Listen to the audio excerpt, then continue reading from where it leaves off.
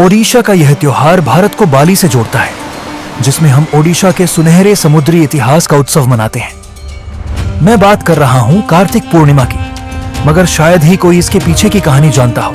लगभग 2000 साल पहले, जब ओडिशा भारत का सबसे प्रगतिशील समुद्री राज्य था, महानदी डेल्टा से होकर उस समय के वीर व्यापारी कलिंग सागर पहुंचते थे।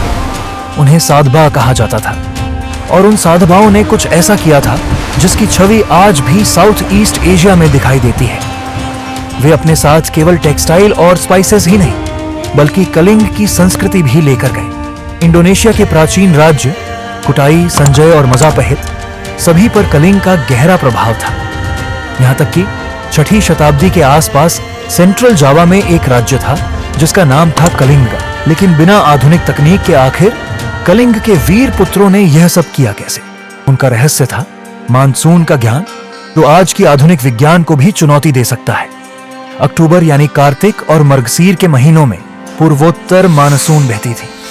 तब हवाएं भारत से बाली तक हमारे बोईता को ले जाती थी, और मई से जुलाई यानी वैशाख से आषाढ़ के महीनों में दक्षिण पश्चिम मानसून की हवाएं उन्हें घर वापस ले आती थीं।